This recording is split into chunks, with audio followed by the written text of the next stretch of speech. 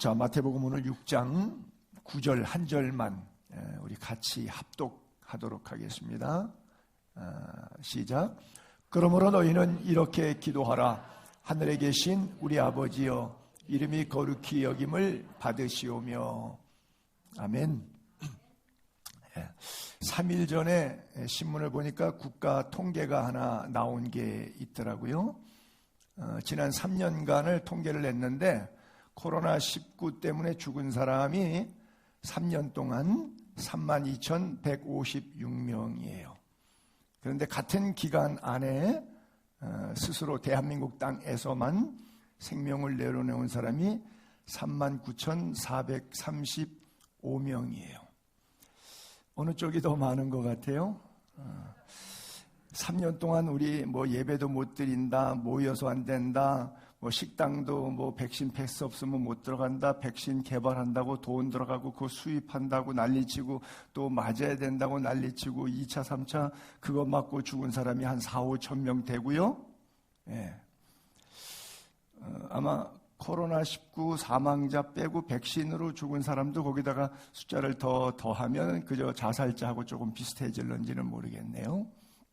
어쨌든 그런데 백신으로 죽은 사람까지 다 더해도 자살자 숫자만큼은 안 되네요. 왜 그럴까요? 생명의 주인이 하나님인 것을 모르기 때문에 그래요.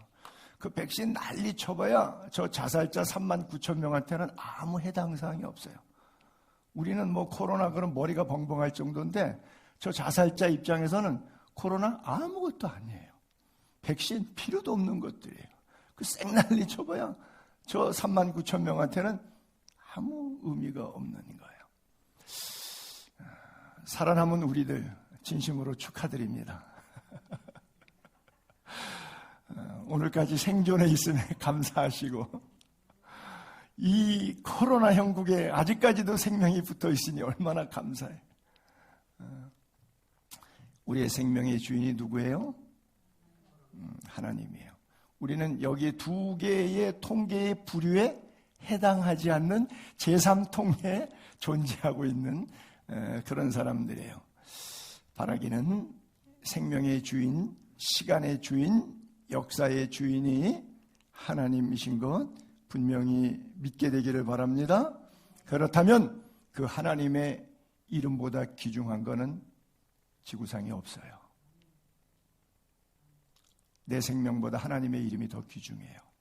근데 나는 내 생명이 아니라 내 돈 몇 푼 때문에 하나님의 이름을 짓밟고 하나님의 이름을 더럽히는 삶을 살아갈 때가 얼마나 많은지 몰라요. 하늘에 계신 우리 아버지요, 이름이 거룩히 여김을 받으시라고 말은 해놓고 그 하나님의 이름을 더럽히면서 사는 것이 오늘 이 시대에 예수 안 믿는 사람들이야 더 말할 것 없지만 예수 믿는 사람은 그러면 안 되는데도 불구하고, 즉 성도라고 하는 이름값도 못하고 사는 사람이 너무 많은 것 같아요. 입술로 기도문 외우듯이 아버지의 이름이 거룩히 여김을 받으시라고 말하는 입술의 고백이 아니라 삶으로 거룩을 증명해내는 은혜가 사랑하는 성도님들 삶 가운데 꼭 있기를 바랍니다. 왜 기도에 가장 먼저 너희는 이렇게 기도하라고 그러고 가장 먼저 이 기도해라 라고 했던 이유가 무엇일까요? 하나님의 이름이 거룩하지 않아서 그랬을까요? 아니죠. 거룩한 하나님의 이름을 망령되이 일컫기 때문에 너희들의 인생의 삶에 가장 중요한 것은 하나님의 이름의 거룩성이다. 그리고 그것을 어떻게 증명할 수 있느냐? 내가 거룩하니 너희도 거룩하라. 그리고 하나님이 우리에게 별명을, 이름을, 직명을 주셨는데 성도라 일컫나니 그래요. 우리가 성도입니다. 그래요. 그러나 실제 교회 안에는 성도가 있는 게 아니라 악이 득실득실해요. 그렇죠? 지난 금요일 날도 우리가 회당 이야기하면서 회당에서 귀신이 난리치고 회당에서 소리를 지르고 이런 일들이 회당 안에 있었어요. 심지어 예수님이 설교하고 있는데도. 그래요.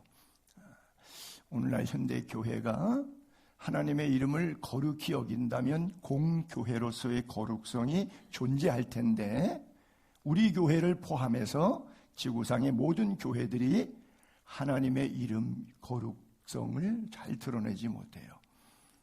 가끔 뉴스에서 불미스러운 이 장로님파, 저 본부장님파, 또 목사, 담임 목사, 또 후임, 원로 이래갖고 교회가 싸우고 경찰 동원하고 바리케이트 쳐서 이쪽 파는 본당에서 예배드리고 저쪽 파는 교육관에서 예배드리고 제3지대 사람은 주차장에서 천막 치고 예배드리고 이렇게 하는 일들이 그저 연중 내내 있어요. 교회 안에서 바자회 하다가도 싸우고 선교사들도 싸우고 목사들도 싸우고, 마귀가 제일 잘 갖고 노는 동네가 어디 동네라 그랬죠? 제가 늘 부교역자들 방, 그렇죠? 큰 교회가 있으면 거긴 부목사님들 10대 명씩, 최소 5명에서 한 10대 명씩 있는데 그 방이 그래요. 그리고 또 사실은 제가 생각해 보니까 우리 목사님들이 노회, 지방에 모임하는 거, 총회 모임하는 거, 즉 목사들만의 공간, 목회자들의 회의 장소 가게 되면 목소리가 얼마나 큰지 몰라요. 그래서 저는 우리 교회 장로님들을 절대 지방회나 총회에 안 모시고 갑니다. 왜요? 거기 가면 제 설교가 은혜가 안 되고, 목사들, 우리 교회 목사를 포함해서 목사들 저러고 싸움박질 하는구나. 성총회라고 말은 해놓고 가가지고 이권 문제, 은근 문제, 연금 문제, 이런 거, 돈 문제, 이런 것 때문에 또 부동산, 교회가 이게 부동산이 됐어요. 그래서 싸워요. 우리 교회 제 자신 안에도 이 고통은, 이 아픔은, 이 회개의 제목은 있어요. 성남중앙교회에서 이 교회로 이사 왔을 때 월세로 왔어요. 지금은 샀어요. 아시다시피 우리 박정훈 목사님 여기 나눔의 교회 하던 자리를 우리 사서 들어왔어요. 이 교회를 사는 과정 속에서 그분이 자기가 월 후원하던 곳이 몇 군데 선교지가 있는데 50만 원. 그러니까 이 교회를 산 다음에는 자기가 이제 손 털었으니까 자기가 후원하던 50만 원을 본인에게 선교비를 주면 좋겠다. 그러면 한 5년 정도, 한 3천만 원 정도만 나를 지원해 달라. 그래서 제가 그러면 명단을 주시면 저희가 여기저기 후원하는데 거기도 후원하지요. 그랬더니 그렇게 하지 말고 나한테 그냥 50만 원 주면 내가 하던 거니까 계속 하겠다고. 그럼 그렇게 하시죠. 그래서 하기로 했는데 매매가 다 끝난 다음에 장로님들한테 이 얘기를 했더니 장로에서 부결됐어요. 돈 다 넘겼으면, 그 돈 받았으면 자기 돈 갖고 좋은 일 하지 왜 우리 교회 헌금 갖고 자기 좋은 일 하라 그러느냐. 이것은 승인해 줄 수가 없다. 제가 목사님한테 죄송합니다. 우리가 장로회를 했는데 이런 결정이 나와서 제가 개인이 돈을 마음대로 쓰는 게 아니라 공동체에서 결정받고 헌금을 쓰는 거니까 이렇게 하겠습니다. 라고 했더니 이분이 나한테 약속을 안 지켰다고 사기죄로 분당 경찰서에다가 고소를 했어요. 그래서 제 생에 처음 한 30살 먹은 경찰 앞에 가서 진술서 쓰는 수치와 모멸감을 당해봤어요. 저는 피가 거꾸로 솟는 것 같았어요.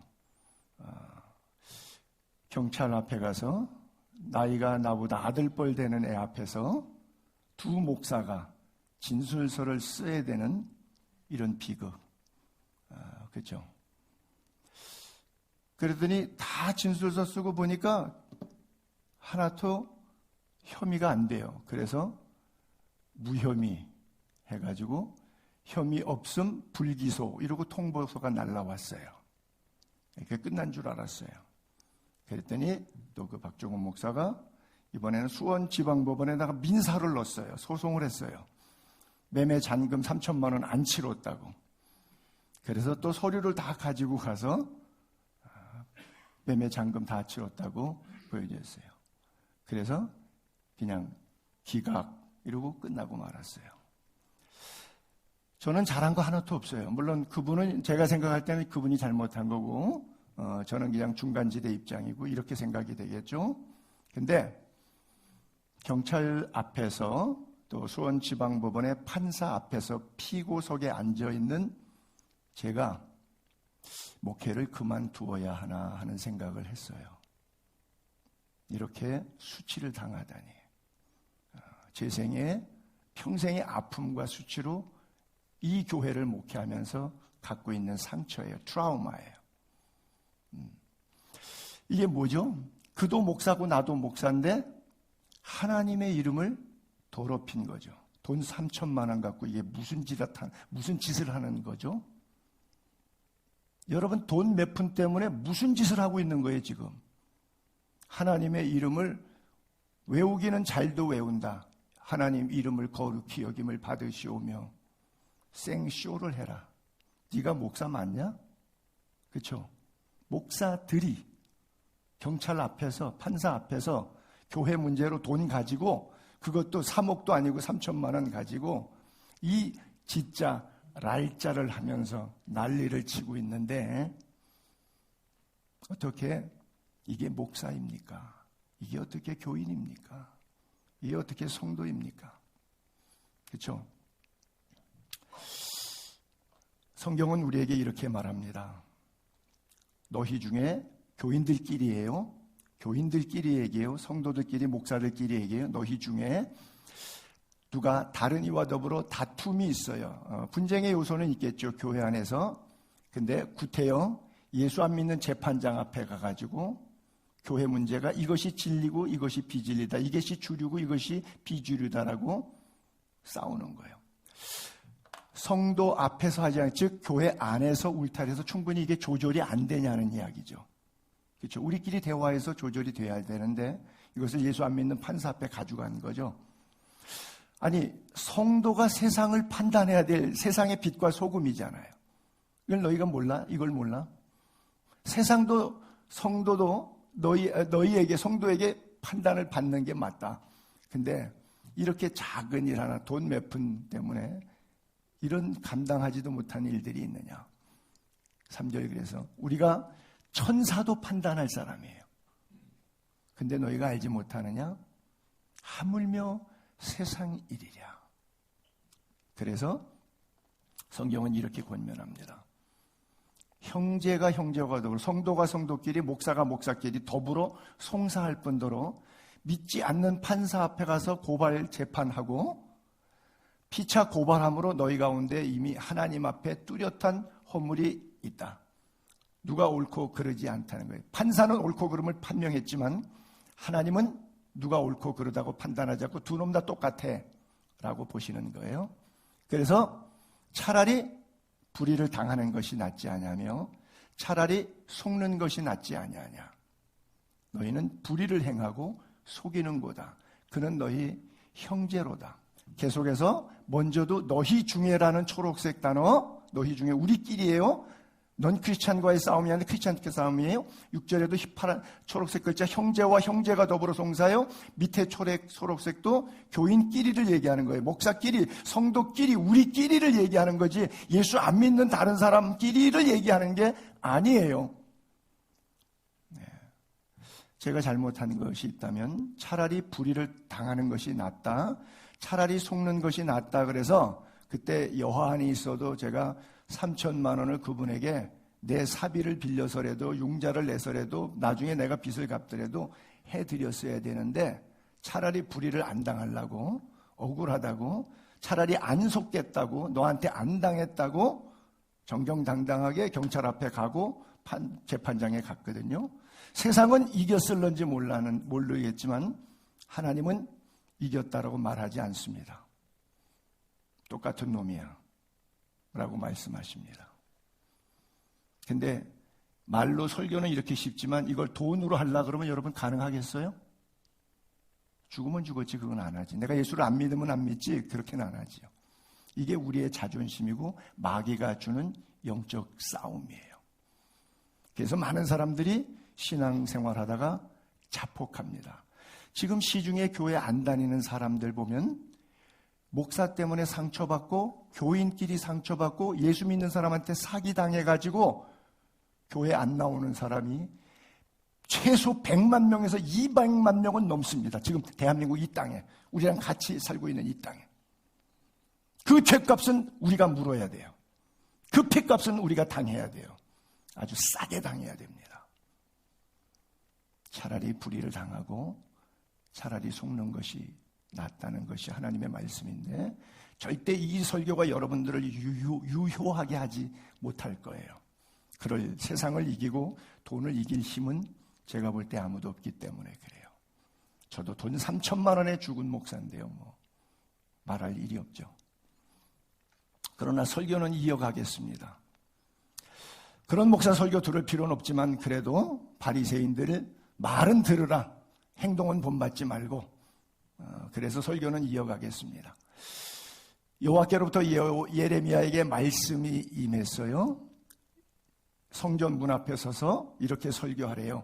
예배하러 이 문에 교회 예배당에 오늘 들어온 사람들에게 사랑하는 성도님들, 여호와의 말씀을 들으세요. 그리고 이렇게 설교하는데, 만군의 여호와 이스라엘 하나님께서 이같이 말씀하시되 너희들 일주일 동안 똑바로 살아. 너희 길과 행위를 바르게 하라. 성경적으로 살아. 하나님 뜻대로 살아. 길과 행위를 바르게 하라. 주제 입은 열려서 여기 와가지고 4절에 여호와의 성전이라, 여호와의 성전이라, 여호와의 성전이라, 거룩 거룩 거룩. 찬송도 잘하고 기도도 청산유수야. 옷도 말끔하게 차려입고. 근데 하나님은 뭐라 그래요? 너의 삶이 거짓이야. 그것은 다 거짓말이야. 부르는 찬송가 거짓말이야. 보라, 너희들이 한 주간 어떻게 살았느냐? 무익한 거짓말을 의존해서 살았어요. 왜? 보니까 도둑질하고 살인하고, 살해는 미움을 살인이라 그래요. 간음하고 우상숭배까지 포함해서 거짓 맹세하고, 약속 안 지켰잖아요. 저도. 그렇죠? 그분에게 3천만 원 해드릴게요. 그런데 장로에서 안 된다 그러니까 나도 약속을 안 지켰어요. 거짓 맹세하며 바알에게 분향하며 돈이면 다 엎어지는 거예요. 알지 못하는 다른 신들을 따르면서도 내 이름으로, 하나님의 이름을 거룩히 여겨야 되는데 내 이름으로, 여기가 내 이름, 하나님의 이름이 있는 곳인데 내 이름으로 일컫는 이 집에는 잘도 와요. 교회는, 예배당은 잘도 오긴 와. 이 집에 들어와서는 하나님 앞에 서가지고 찬송하는 거예요. 우리는 구원받은 백성이라고 이러고 찬송하고 있는 거예요. 왜 그런 가증한 일을 하느냐? 신앙적으로 좀 찝찝하니까 나가서 일주일 동안 개판으로 살다 보니까 이러다가 내가 뭔가 어떻게 되다가 잘못된 일로 죽는 거 아니야?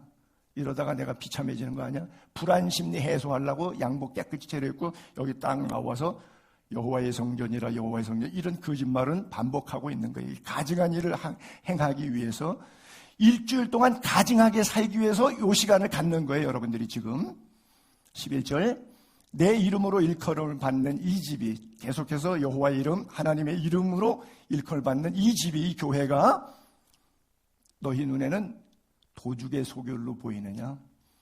내가 보니까 너희들이 도죽의 소결로 보는 것 같아. 그렇게 써 있어요. 그렇죠? 도둑의 소결로 보이느냐? 보라, 나 곧 내가 여호와 하나님이 그것을 보았노라. 너희들의 예배 모습을 보았노라. 이 1시간 예배는 일주일 동안 죄 짓는 것에 대한 변호 심리, 어떤 이런 것들의 작용 반작용으로 나와서 1시간으로 마음에 좀 위로를 얻는 거예요. 이렇게 살다가 내가 큰일 나지. 그래서 한번 살짝 씻는 걸 오는 거죠. 그래서 예레미야 선지자에게 하나님께서 말씀합니다. 그런즉 너는 이 백성을 위하여 기도하지 말라. 목사에게 성도들을 위해서 기도해 주지 말래요. 그들을 위하여 부르짖어 구하지 말라. 내게 간구하지 말라. 네가 백날 기도해봐야 내가 네 기도 들어줄 수가 없는 상황이야. 너는 일주일 동안 교인들이 어떻게 살고 있는 거 몰라? 그들이 성읍에서, 예루살렘 거리에서 행하는 일, 무슨 일을 하고 있는지도 몰라. 넌 목사는 이 답답해갖고 영안이 안 열려갖고 교인들이 무슨 짓 하고 일주일 동안 사는지 모르고 양복 깨끗이 차려입고 화장하고 와서 앉아있으니까 속고 앉았네. 기도하지 마. 왜? 한 주간 보니까 그 자식들은 나무 줍고 아버지들은 불 피우고 부녀들은 가루 반죽해서 기껏 합작해서 하는 짓들이 뭐예요? 하늘 여왕을 위하여 과자 만들어 그들 또 다른 신들을 전제어 부음으로 나의 노를, 즉 우상 숭배하는 것, 자기가 하나님의 자기를 기쁘게 하는 일에 온 삶을 다 살고 있는, 일주일 동안 그렇게 살다가 온 그 인간을 위해서 기도한다고? 야 목사 너 불쌍하다, 하지마, 더 이상 하지마, 해봐야 어차피 안 듣는 기도인데, 이렇게 말씀하는 거예요. 만군의 여호와 이스라엘 하나님께서 이와 같이 말씀하시되 너희 희생 제물과 번제물의 고기를 아울러 먹으라. 사실은 내가 너희 조상들 애굽 땅에서 인도해낸 날에 번제나 희생에 대해서 말하지 아니하며 명령하지 아니하고 오직 내가 이것을 그들에게 명령하기를 너희는 내 목소리를 말씀대로 순종해라. 내 목소리 들어라. 그래야 나는 너희 하나님이 되고 너는 내 백성이 될 수가 있지. 내가 명령한 성경대로 살아가는 그 길, 모든 길로 걸어가라. 그래야 너희들이 복을 받을 것이 아니느냐. 너희들에게 준 율법은 너희를 힘들게 종교적으로 억어하려고 준 것이 아니라 이렇게 살아야 가장 인생을 디자인하시고 인생을 만드신 하나님 앞에 가장 영혼과 육체가 강건하게 살아가는 비결이니까, 제품 사용 설명서 매뉴얼 북이니까 이 매뉴얼대로 살아라. 근데 이 매뉴얼이 싫은 거예요. 내 마음에 안 드는 거예요. 21절에 빨간 줄 너희 희생과 번제물의 고기를 아울러 먹으라. 제가 간혹 설교에 그런 인용을 많이 하지요. 여러분들의 헌신, 헌금, 충성, 봉사 하나님이 안 받는데 차라리 하지 마시고 나나 먹고 놀고 쓰자. 어차피 해봐야 하나님 안 받으시는 건데, 그 가증스러움의 극치인데, 어차피 하나님도 안 받는 거 나라도 쓰면 죽어서 지옥 가는 한이 있더라도 사는 동안에는 내가 천국의 삶을 살 수 있는데 굳이 시간 교회에다가 뺏기고 돈 교회에다가 뺏기고 목사한테 당하는 듯 느낌 받아가면서 그렇게 살지 말자는 거죠. 진실한 충성, 진실한 헌금, 진실한 하나님 앞에서의 헌신된 삶이라면 기쁨이 되어지고 이게 복의 축복의 통로가 되겠지만, 그렇지 않다 그러면 가증함을 덮기 위해서 마치 내 죄를 커버하기 위해서 보석금 내듯이 내 죄를 미루기 위해서 공탁금 걸듯이 하는 종류의 봉헌들, 충성들, 헌신들, 제발 너 가져. 그런 거 하지 마. 저도 그렇게 선포하고 싶어요. 저한테도 도움 안 되니까 하지 마세요. 그 가증스러운 예물. 제가 가끔 가다가 뭐 그런 얘기도 하죠. 헌금하고 갑질하지 말라고. 너희 희생제물과 번제물의 고기를 아울러 하나님이 안 먹겠다는 거예요. 너나 먹으라는 거예요. 왜 그러냐? 하나님의 말씀이 뭐냐? 그들이 말씀대로 살지 않기 때문에 그래요. 순종하지 않죠. 귀를 기울이지도 않죠. 악한 마음의 죄, 완악한 그 상태 그대로 행동해요. 그리고 하나님을 향해서 등을 돌려버리고 하나님을 향해서 얼굴을 돌려버려요. 향하지 않는 그런 삶. 너희 조상들이 애굽에서 나온 날부터 오늘까지 내가 내 종 선지자들 이사야도 보내고 예레미야도 보내고 에스겔도 보내고 다니엘도 보내고 손용삼도 보내고 너희에게 끊임없이 보냈지만 뭐가 소용이 있냐? 언제 한번 말 들은 적 있냐는 거예요. 너희가 나에게 순종하지 아니하며 귀를 기울이지 아니하고 목을 굳게 하여 너희 조상들보다 악을 더하면 더하지.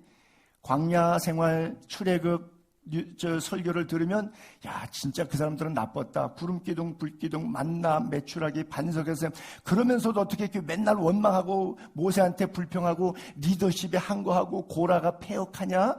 참 나쁜 사람들이다 하고 우리가 그렇게 설교를 하고 있는데 그 사람들보다 내가 더 나쁘다고 증언하고 있어요. 그리고 이런 내용 설교를 다 총체적으로 구체적으로 내가 그들에게 모든 설교 내용을 다 풀어 해석해줘도 그들이 너의 말 설교 안 들어. 순종하지 않을 거야. 걱정하지 마. 절대 안 들어먹어 그 인간들. 내가 그들을 불러도 캄 불러요. 근데 이미 등졌어. 얼굴 돌렸어. 대답이 없어. 삶으로의 대답이 없어. 도전에 응전이 없는 삶이야. 너는 그들에게 말하기를 너희는 너희 하나님 여호와의 목소리를 순종하지 아니하며 교훈을 받지 아니하는 민족이라. 진실이 없죠. 이미 거짓만 입에 남았고 진실은 입에서 사라진 지가 오래다라고 하는 것이죠. 예수님께서 성전에 들어가서 매매하는 모든 사람들 내쫓으지요. 돈 바꾸는 상, 비둘기 파는 사람의 의자 다 둘러엎으시고 그때 하셨던 말씀, 야, 예배당이 뭔 줄 아냐? 여기가 기도하는 곳이야. 내 집은 기도하는 집인. 근데 너희들은 예배당을 어떻게 사용하고 있지? 이거 뭐 장사하고 이권 있고 자기 감정 표출하고 강도의 소굴이 됐잖아. 그래서 주님이 내쫓고 둘러엎고 기도해야 하는 집에 대한 말씀을 주시는데, 하나님이 우리를 향한 의지가 무엇이었느냐 하면 이사야에 보게 되면 이 바로 만민의 기도하는 집이라는 구절이 이래. 하나님이 왜 우리를 오라 그랬냐면, 교회에서 왜 예배하라 그랬냐면 여호와와 연합. 자, 여러분 하나님과의 연합 관계이십니까? 지금 연합. 그다음에 여호와를 섬기며, 그다음에 여호와의 이름을 사랑하며. 주기도문의 첫 번째 나오는 것이 하늘에 계신 우리 아버지 이름이 거룩히 여김. 이름을 사랑한다는 거예요. 그다음에 그의 종이 되며, 그렇죠? 목사가 종이라고 말을 해놓고 교회에서 상전이에요. 아무개 장로가 이거 목사 알기로 우습게 하네? 이렇게 되는 거예요. 지가 상전이 된 거예요. 목사가 도대체 목사를 뭘로 하는 거야? 이 교인들이 이쯤 되는 거예요. 자기가 종된 건데 종의 자세를 잃어버렸어요. 그리고 안식일을 지켜 더럽히지 아니하며, 안식일을 지켜 더럽히지 아니하며, 나의 언약을 굳게 지키는 이방인마다, 비록 이방인이라고 할지라도 하나님의 약속을 지키면 내가 곧 그들을 나의 성산으로, 이 예배당이죠. 예배당으로, 교회로, 나의 성산으로 인도해서, 그 예배당이 뭐예요? 기도하는 집이에요. 기도하는 내 집, 하나님이 내 집이라 그래요. 그들을 기쁘게 할 것이다. 기도하는 시간에 기쁨 주시네. 할렐루야. 그죠? 기도하는 내 집에서 기도하는 가운데 기쁨을 얻게 되는 거예요. 나는 그 기쁨을 여러분이 체험했으면 좋겠어요. 그들의 번제도, 희생도, 헌금도, 충성도, 봉사도 나의 제단에서 기꺼이 받게 되는 거야. 아까는 하나님이 안 받겠다고 너나 가져라 이러시는데, 이제는 아버지의 집을 매매하는 집으로 보지 않고, 장사꾼 강도의 구걸로 보지 않고, 기도의 집으로 와서 앉아있는 영혼들의, 그들의 예배는 내가 받겠다는 거예요. 왜? 내 집은 만민의 기도하는 집이라 일컬음이 될 것이라. 그 예수님보다 700살 앞선 이사야가 예언한 구약의 말씀을 예수님이 신약에 와서 아까 그렇게 말씀하셨던 거예요. 내 집은 기도하는 집이라 이렇게 말씀하셨던 거예요. 사도 바울은 로마 교회 교인들을 향해서 이렇게 말씀하십니다. 하나님의 이름이 거룩히 여김을 받아야 되는데, 너희들이 일주일에 1시간 예배당은 앉아있는데 나머지 일주일 동안은 이방인들이 저게 목사야? 나 그래서 교회 안 나가는 거야? 저게 장로야? 내 그래서 예수 안 믿는 거야. 다른 이유 없어. 우리의 일주일의 삶 때문에 전도가 안 돼.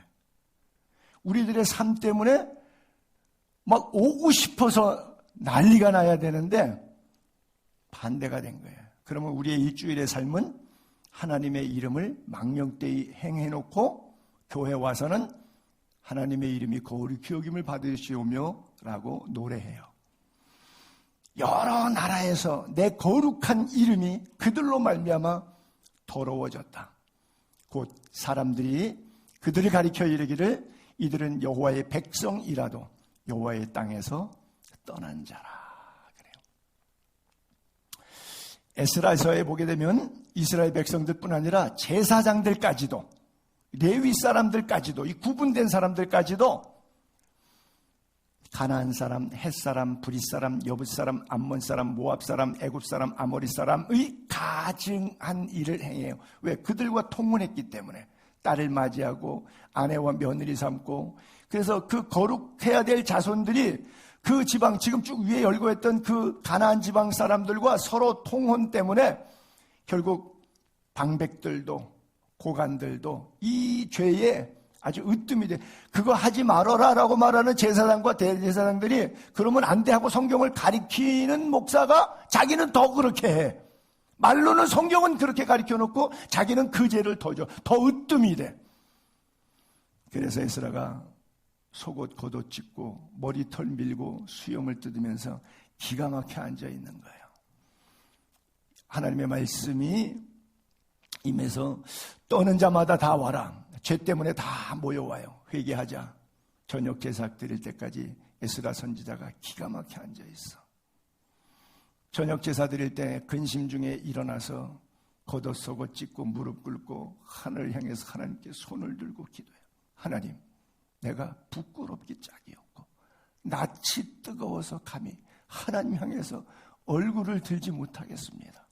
이는 우리 죄악이 많아 정수리에 넘치고 우리 허물이 커서 하늘까지 미쳤다고.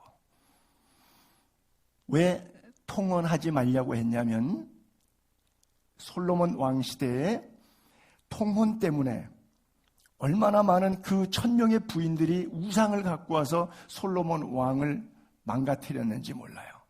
솔로몬 왕이 바로의 딸 외에 이방의 많은 여인을 사랑했어요. 모압, 암몬, 돔, 시돈, 헷 여인들. 여호와께서 일찍이 여러 백성들에 대해서 이스라엘 자손에게 말씀하시기를 너희는 그들과 통혼하지 말며 서로 통혼하게도 하지 말라. 왜?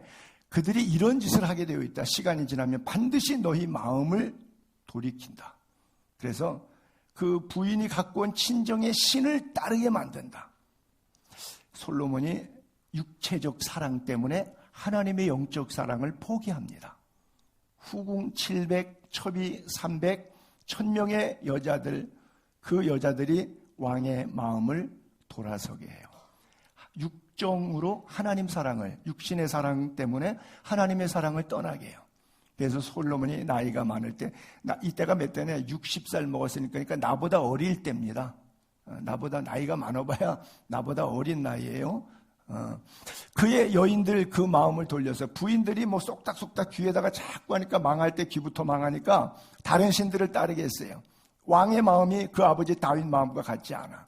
그의 하나님 여호와 앞에 온전하지 않아. 그래서 시돈 사람 여신 아스다롯, 암몬 사람의 가증한 밀곰, 이 신들을 우상을 따라가 솔로몬이 여호와의 눈앞에서 악을 행해요. 우상 숭배 악을 행해요. 그의 아버지 다윗이 여호와를 온전히 따름과 반대 현상. 그래서 모압에 가증한 그모스를 위해서 예루살렘 앞 산에 산당을 지었고 암몬 자손의 가증한 몰록을 위하여 그와 같이 하고 또 그 밖에 많은 여인들 부인이 1000명이니까 다 그와 같이 한지라. 다 그와 같이 한지라. 그들이 자기의 신들에게 분향하며 제사하였더라. 솔로몬이 마음이 이제 서서히 여자 때문에 돌아갔어요. 이스라엘 하나님 여호와를 떠나가죠. 하나님께서 진노하시죠. 그래서 정확하게는 저도 모르는데 신학자들은 솔로몬은 지옥에 갔을 것이라고 추정을 합니다. 우리가 생각할 때 우리 다솔의 이름도 솔로몬에서 나왔잖아요. 얼마나 다윗, 솔로몬 좋은 이름이에요. 솔로몬 그러면 지혜가 전무후무한 사람, 기도 응답받은 사람, 솔로몬의 1000번째에서 솔로몬 좋은 것에 대해서 많은 이미지를 갖고 있는데도 60년, 59년 동안 그렇게 살았어도 마지막 60에 헷가닥해서 지옥 갔다. 신학자들은 보편적으로 저 성경을 유추 해석해서 그렇게 보는데 저는 개인적으로 동의하지는 않습니다만 더 많은, 예를 들어서 신학자가 100명 있으면 90명 이상은 솔로몬은 아마도 지금 지옥에 있을 것이다. 왜? 평생 우상만 섬기다가 죽었으니까. 하나님을 떠났기 때문에. 그렇죠? 그래서 끝까지 구원을 이루어가는 게 중요하지 처음에 잘 믿고 도중에 잘 믿고 삼천포로 빠지는 거, 우상한테 빠지고 음란에 빠지고 물질에 빠지는. 그러나 여러분들이 이제 이런 본문을 통해서 주의할 것은 그럼 국제 결혼은 안 되는구나. 그게 아니에요. 지금 구약 시대와 신약 시대의 차이점을 이해하시고 또 우상 숭배가 관점이에요. 그 통혼의 이유는 우상 숭배 관점. 예를 들어서 현대 신약교회 시대를 살면서 예수 안 믿는 국제 결혼을 시켜서 며느리를 봤을 때 그 며느리를 오히려 예수 안 믿는 땅에 살았는데 불교 땅인데 예수 믿는 땅에 와서 시대의 영적인 분위기로 그의 가정을 온전히 구원했다 그러면 잘한 일이죠. 그렇죠. 그렇게 해석이 돼야 되는 거예요. 그러면 솔로몬이 자기가 다윗의 아들이고 1000번째 제사 지내고 성전 지은 사람이잖아요. 그러면 1000명이든 10,000명이든 부인들 데려왔을 때 어디 가야 돼요? 예배당 가서 여호와 경배하게 하면 되잖아요. 그렇게 해야 되지. 이 마누라들이 갖고 온 거를 갖다가 그 잡신들을 갖다가 예루살렘 성 앞에 산에다가 신전 세워서 거기다가 지금 여호와를 떠나가지고 그거 섬기면 되겠어요? 말이 안 되잖아. 말이 안 돼. 여러분들이 교회인데 최소한도 예수의 교회 이렇게 죄송합니다. 미숙에 맞으셔서 손영삼 목사의 설교를 듣고 있는 사람인데 예수 안 믿는 사람하고 부딪혀갖고 그 사람을 예수 믿게 만들어야지 예수 떠나고 그 사람 따라서 같이 지옥 가면 되겠어요? 근데 가더라고. 진실이에요? 가더라고. 엘리야가 불을 내리고 물을 내렸는데도 이세벨이 한 마리 하니까 자살기도 드리러 로덤나무 밑으로 기어 들어가더라고. 솔로몬의 그 능력 가지고도, 전무한 능력 가지고도 부인 하나 잡지 못해갖고 말씀으로 부인을 개종시키지 못해 부인한테 끌려가고 말더라고요. 어느 쪽입니까? 그래서 안 보이는 영적 세계 하나님의 사랑은 안 보이는 부분이니까 요거는 놓치기 쉬워요. 근데 육체 사랑, 당장 돈, 사람, 육정 이런 건 보이는 부분이잖아요. 식욕, 성욕 이런 보이는 부분이잖아요. 보이는 부분은 보이는 느낌의 결과물들이 있기 때문에 반응이 빨라요. 영적인 사랑은 반응이 빠르지가 않으니까 이거는 일단 우선순위에서 넘어가는 거예요. 여기에서 우리가 다 속고 신앙생활을 못하는 거예요. 여러분들이 50년 믿어도 그 자리에 있는 이유는 바로 그거예요. 그래서 바울은 이렇게 권면했죠. 믿지 않는 자와 멍해를 함께 하지 말라. 모든 부분에 있어서입니다. 결혼뿐 아니라 모든 부분에 있어서. 의와 불법 안 돼요. 빛과 어둠 안 되죠. 그리스도와 벨리알 안 되죠. 믿는 자와 믿지 않는 자 안 되죠. 하나님의 성전과 우상 안 되죠. 다 안 되는 거예요. 근데 여러분들은 능력이 많아갖고 되더라고. 성경은 안 된다 그래도 되는 그런 부류의 사람들이에요. 우리는 살아계신 하나님의 성전이라 이와 같이 하나님께서 이르시되 내가 그들 가운데 거하며 두루 행하여 나는 그들의 하나님이 되고 그들은 나의 백성이 되리라 하셨느니라 그래요.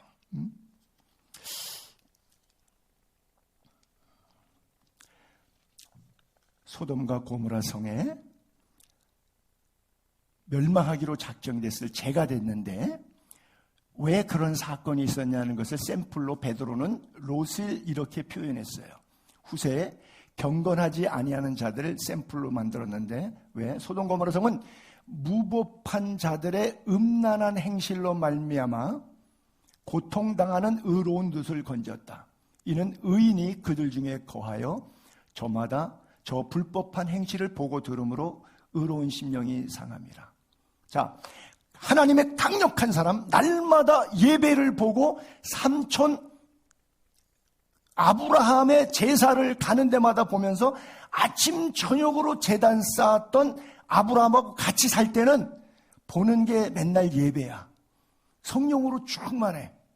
근데 예배 드린 사람 단 한 사람도 없는 소돔과 고모라. 돈이면 성욕과 식욕이면 다인 사람들에서 날마다 그걸 보고 들으니까 세속화가 된 거예요. 마음이 상한 거예요. 그래서 예수 믿으면 돈 쓰는 게 달라지고 시간 쓰는 게 달라지고 취미가 달라지고 교제 영역이 달라질 수밖에 없는 거예요. 이게 안 달라지면 아직도 발 한쪽이 걸쳐서 양다리 걸치기 하고 있기 때문에 양다리 딱 걸치면 일단 보이는 것이 급한 거예요. 안 보이는 영적인 부분은 차선으로 밀리다 보면 계속 밀리다가 어디까지면 내가 죽은 다음에 관뚜껑 덮어야 끝나는 거예요. 절대 그 밀림이 바로 수정되지 않습니다. 결국 관뚜껑 덮고 끝납니다. 롯도 마찬가지였어요. 아내 죽죠. 두 딸 폐륜되죠. 모압과 암몬의 조상이 돼서 하나님이 가증히 여기고 제일 싫어하는, 그리고 그들의 후손 가운데 모압과 암몬의 여자들이 솔로몬까지 멸망시켜버리죠. 폐악질의 뿌리가 거기서부터 나와요. 예배의 자리에 머무느냐, 방탕의 자리에 내 몸이 가 있느냐 보고 느끼는 것이 여러분들에게 결정돼요. 가능한 한 말씀을 사모하는 자리에 여러분들의 몸을 더 많이 담글 수 있기를 바랍니다. 조금 적절하진 않겠지만 물이 다 투명한데 여기다가 한 방울에 1리터 정도만 잉크 먹물을 집어넣으면 색깔이 어떻게 될까요? 먹물 색깔 나와요. 반대로 합시다. 이게 다 잉크예요. 이 정도 양이. 거기다가 한 방울에 물을 넣으면 색깔의 변화가 나타날까요? 안 나타날까요? 비유가 적절하지 않지만 갑자기 생각나서 여러분들에게 그렇게 표현해 보는 거예요. 여러분들이 아무리 의롭다고 하고 50년 예배당 잘 나오셔도 죄가 1리터만 여러분들을 장악하면 여러분들의 색깔이 완전히 바뀌어요. 삶이 바뀌어. 근데 여러분들이 평생 죄 짓고 살았는데 하나님 말씀 한 번 들었다고 눈물 콧물 흘리고 천부 여기서 회개하고 옵니다. 삶이 변할 것 같아? 어려워요. 날마다 씻겨야 돼요. 아마 이 정도의 잉크 양에 그것을 희석시키려고 그러면 1톤 정도의 생수를 부으면은 아마도 조금. 그래요. 어떤 시간을 우리가 더 많이 쓰고 있습니까? 인생을 살면서. 거기에서 우리의 삶은 결정난다고도 볼 수가 있어요. 그래서 소돔과 고모라 성에서 롯이 얘기하죠. 내게 속한 자가 있느냐? 사위, 자녀, 성 중에 속한 자 다 성 밖으로 이끌어내라. 우리가 멸망할 거다. 그랬더니 14절에 사위들이 농담으로 여겼더라. 그래요. 이 시대는 하나님의 말씀이 농담으로 여겨지는 시대가 아니겠습니까? 그래요. 그들뿐 아니라 오늘 우리도 하나님의 말씀 피식 안 믿어지고 웃길 때가 많죠. 세상은 갈수록 좋아지지 않습니다. 세상은 갈수록 나빠지게 되어 있어요. 그래서 세상에 대한 것들을 유토피아 기대하지 않기를 바랍니다. 그런데 세상이 악해지면 어떤 사람은 두 가지 현상이 나타나는데 어떤 사람은 저걸 이기려면 내가 저보다 더 악해야 돼. 그래서 막 악하는 사람이 있어요. 어떤 사람은 악에게 지지 않으려고 악을 선으로 이기려고 세상이 악할수록 더 거룩한 삶으로 결단하는 사람이 있어요. 근데 그 사람은 복음과 함께 고난이 온다는 사실을 십자가를 붙잡는다는 것이 내가 붙잡은 것이 무엇인지를 아는 사람만 끝까지 견딜 수 있어요. 내가 잡은 것이 금은 보화인지 십자가인지 고난의 상징인지 화려함의 상징인지 이 결정에 의해서 여러분들의 인생은 다른 길로 갈 수밖에 없어요. 선으로 끝까지 악을 이기게 되기를 바랍니다. 내가 너희에게 실상을 말한다. 예수님이 이렇게 말씀하세요. 예수님이 이제 부활 승천하세요. 예수님이 가시면 우리에게 유익이에요. 왜? 보혜사 성령을 우리에게 보내줄 거니까. 그러면 지금은 성령 시대에 보혜사 성령이 왔는데 그 보혜사가 우리에게 뭘 가르쳐 주냐? 세 가지 성령의 오늘 우리 교회 가운데 성령의 역사가 세 가지 은혜가 있는데 첫 번째가 죄에 대하여, 두 번째가 의에 대하여, 세 번째가 심판에 대하여 말씀하고 있다 그랬어요. 여러분 어디를 가도 죄에 대한 지적을 들을 수 있는 공간은 많지 않을 거예요. 학교를 가든 회사를 가든 친구들을 만나든 너 그렇게 살면 안 돼. 믿음 생활 똑바로 해야 돼. 예배 빠지면 안 돼. 성경 매일 읽어야 돼. 뭐 믿음으로 말씀으로 살아야 된다고 하는 얘기를 들을 수 있는 공간은 많지 않을 것 같아요. 그만하면 너 고생했어. 오늘까지 살아온 것만 해도 훌륭해. 너 괜찮은 사람이야. 다 인문학에서 우리는 위로받고 싶어하고 교인들도 여기 와서 목사한테 한 주간 동안 수고하셨습니다. 그동안 충성해 주셔서 감사합니다. 지난주에 애찬 때문에 많이 섬겨 주셔서 감사합니다. 이런 얘기로 막 으쓱할 정도로 칭찬 듣고 싶어요. 물론 그렇게 해도 그런 일도 필요하겠지만, 그러나 죄에 대해서 통렬하게 회개하고 깨닫게 하는 메시지는 어디에 가도 들을 수 없어요. 근데 성령이 임하면 불받았다, 방언했다, 예언한다, 뒤집어졌다, 잡받았다, 이게 성령이 임한 게 아니고 내 죄가 깨달아지는 게 성령이 임한 거예요. 인격적인 변화가 일어나는 거예요. 네, 죄에 대하여. 제가 약 83년도 2월에 신학교를 졸업하고 풀타임 전도사로 아침 9시에 출근해서 닷새간 교회에서 근무하는 약동 성결교회 전도사로 있었는데, 그때 돌아가면서 부교육자들이 설교하는데 한 달에 한 번 정도 하는데, 주일날 11시 예배는 담임 목사님이 하시고 저녁 예배는 부교육자들이 돌아가세요. 제가 설교하는 가운데 그 시대에 이렇게 이발소 가면 안마하는 여자들의 퇴폐업소 뭐 이런 것들이 많이 있어갖고, 제가 설교 시간에 그런 예화를 들으면서 세상에 이발도 남자들은 함부로 가다가 보면 죄짓기가 쉬운 세상이 됐다고 이렇게 예화를 썼더니, 그 다음날 선배 목사님이 나를 부르더라고요. 그런 거 설교하면 안 된다고. 그 교인들 다 그렇게 가서 이발소 머리 자르고 그러는데, 그걸 설교하면 거기 앉은 사람들이 얼마나 민망하냐. 다시는 그런 예화는 설교로 쓰는 거 아니라고. 아직 너무 젊고 어려갖고 뭘 잘못. 새파란 전도사니까. 그죠? 83년도면 제 나이 22살 됩니다. 예, 이해해 주세요. 너무 혈기가 많아가지고. 그래서 제가 선배 부목사님한테, 선임한테 야단 맞았어요.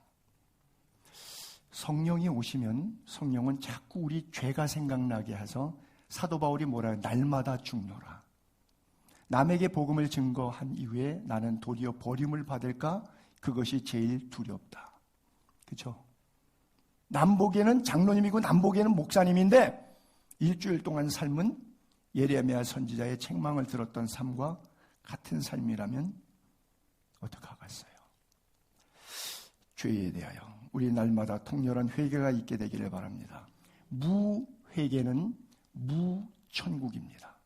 회개 없는 천국은 없습니다. 지옥은 왜 가냐고요?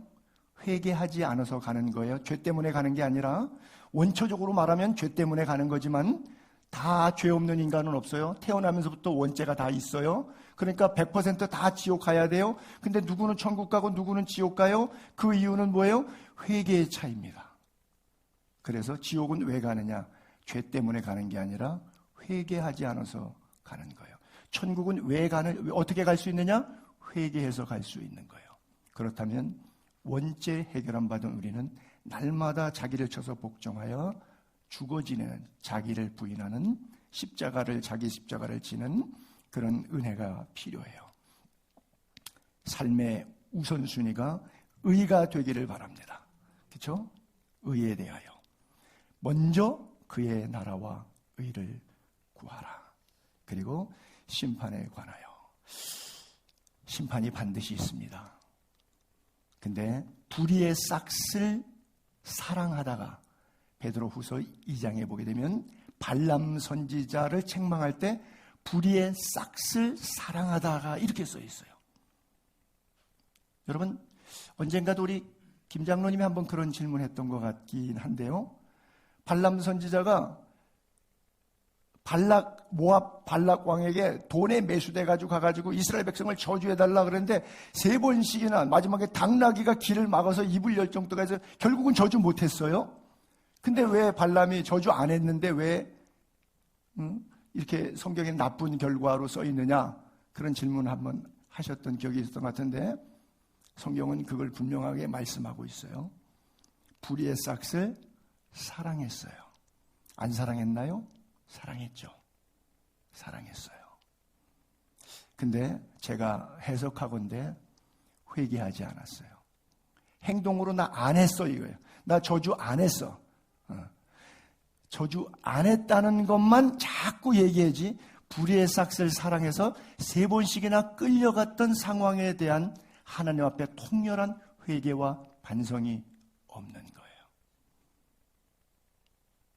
그래서 유다서는 3대 악인을 얘기할 때 가인의 길을 따라가지 말고 발람의 어그러진 길을 가지 말고 그리고 또 하나가 이럴 때는 퀴즈처럼 누가 딱 가르쳐줘야 되는데 그걸 알 수 있으면 우리 교회 교인 맞아요. 모르면 우리 교회 교인 아니에요. 3번째가 고라의 패역을 따르지 말라고 써 있어요. 여러분들은 무엇을 사랑하십니까? 하나님을 사랑하십니까? 그래요. 주님 끝까지 사랑하게 되기를 바랍니다.